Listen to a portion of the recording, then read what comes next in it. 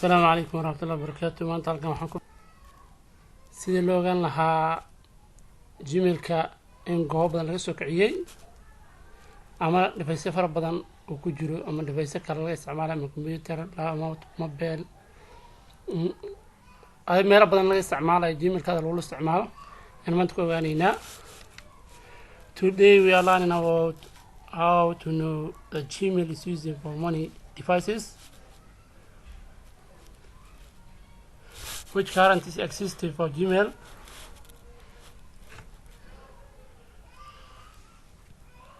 when it is active. Now let's go to the Gmail.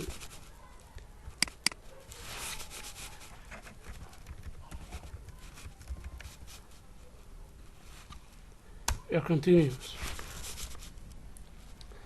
We are waiting for a few minutes.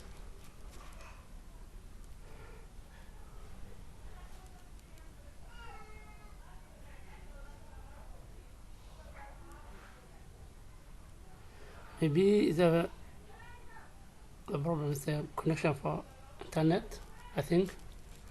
Marka hadda waa inoo soo kacay.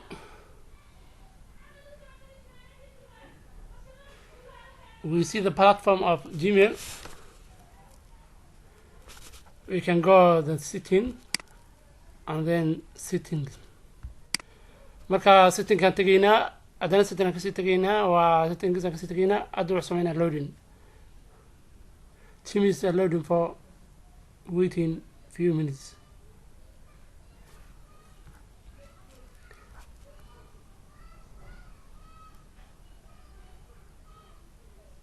We are waiting few minutes.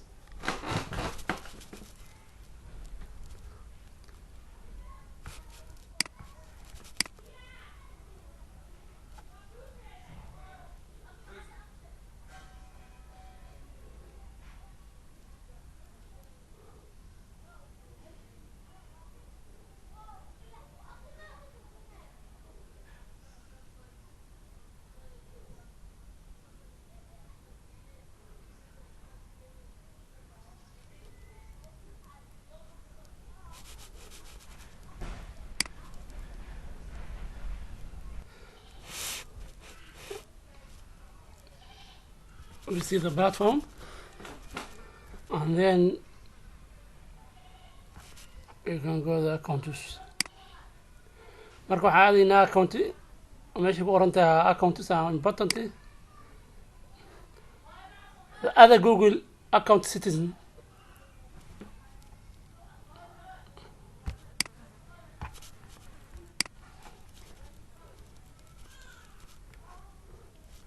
waxaa inoo soo muuqda marka account aan important meesha ku qoran tahay hadana waxaan tagaynay Google account setting. marka halkaas aan kusoo dhifanaynay waxaan sii aadaynaa markaan ku dhufano wuxuu noo furayaa another new page.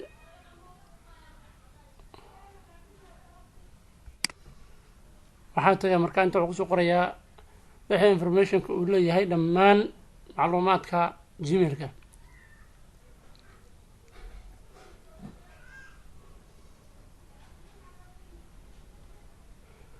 There is all of information Gmail account consists of.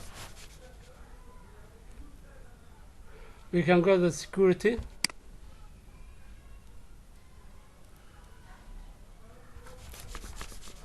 Now by using the vertical arrow. Now we've seen the active devices were recently security events. Our device is connected with Gmail. Already set up. marka meeshan waa meesha recently security events ku qorto meesha kombiyuutarada aan device-yada kaga soo xirmaan Gmail-ka sida hadda inoogu muuqato. Now the first device Kali Linux browser oo haddii aan ku dhufano waxay noo soo muuqan doontaa waxaan leenahay we are using preview now. Look.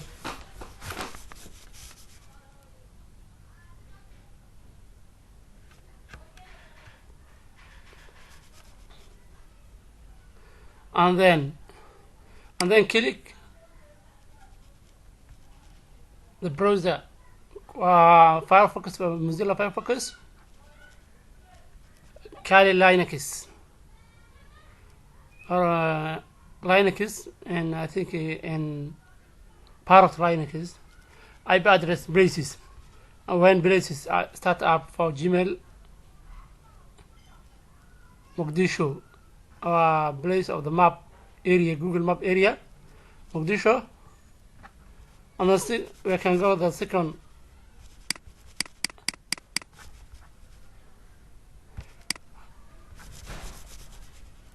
Second was Samsung Galaxy J3 Pro, Mogadishu, January 9 ayaa laga soo galay oo sidaan lagu isticmaalay. Waa J3 Pro used for, and then window, computer window, or Chrome 29.0 version, Mogadishu January to the other. We're looking others. How many devices are used in this Gmail? Now was Samsung Galaxy A10s, Mogadishu 9 January 344 2020.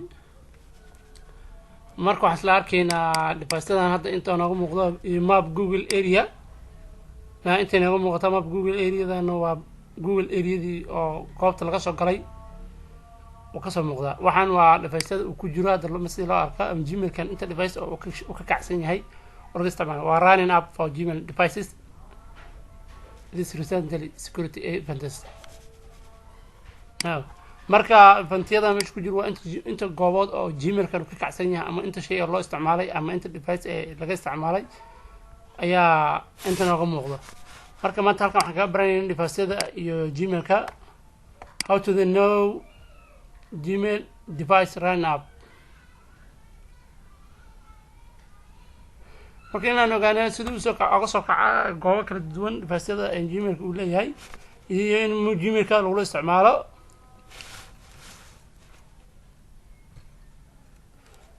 in lagu isticmaalo Gmail-kaaga oo goobka lagu isticmaalayo inaad ogaato. haddii aad rabto marka waxaa leedahay waa iska tuuri kartaa oo device-yadan waxaa leedahay iga tuur, uma baahni, waa la iska tuuri karaa device-yadan.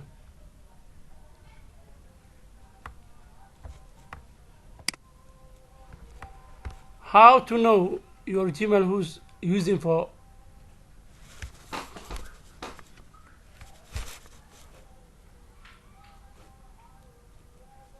where device is active.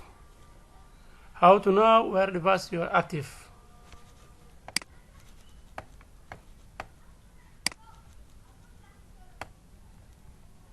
marka waa iska waa remove gareyn kartaa haddii aad rabtid. marka asagana turkiisa device waa iska tuuri kartaa, ma baahanin. haddii aan rabno waa ka tuuran karnaa goobtan. marka intaan hadda waa isticmaalaa aniga shakhsiyadda waa isticmaalaa, laakiin waxaan samayn kartaa inaad remove iska tiraahdo qofka ugu jiray waxaa leedahay dileed iga tuur asaga dhammaan ma baahni. marka preview eventigaas aad fiirsato maadaama device-yada waa kuwan hadda inta ka isticmaalaynay, haddana naga sii tuurna waa tuuri karnaa, wada waa sii isticmaali karnaa. marka in la ogaado ayaan ugu talagalay inaan ku ogaano device-yada aan annaga isticmaalaynin. oo haddaa rabta inaad dileed tiraahdo ma aqoonsin haddaad tiraahdo dhagaa siin kartaa qofkan wuu ka baxaya automatic ama sign out ka dheh. qofkan toos uga baxaya, qofkan kalena sign out aad leedahay automatic wuu ka baxaya. sign out. if you are using the sign out will remove out that device existing in your Gmail or active your Gmail will be removed. markuu ka baxaya marka device-kaas haddaan u baahni aan leedahay iraahdo hore ka baxaya. hadda waxa waa password-kiisa automatically wuu shaqeynayaa. kan hadda waa active oo waa computerka isticmaalaya waad aragtaan active kuwan kala qadka ka maqsan oo arko maadaama calaamadan tigti ma saarno active ka soo sheegayso oo gmailka ma hadda kama kacsan laakiin soo ku jira bas device-da laga isticmaalo waay maanta saasaan ku ogaanaynaa device-da laga saari karo وصلى الله وسلم على سيدنا محمد وعلى آله وصحبه وسلم أنا كان نقول كاتو مانتا كان شيء أنكو برانيني جيميل كان معلومات كيس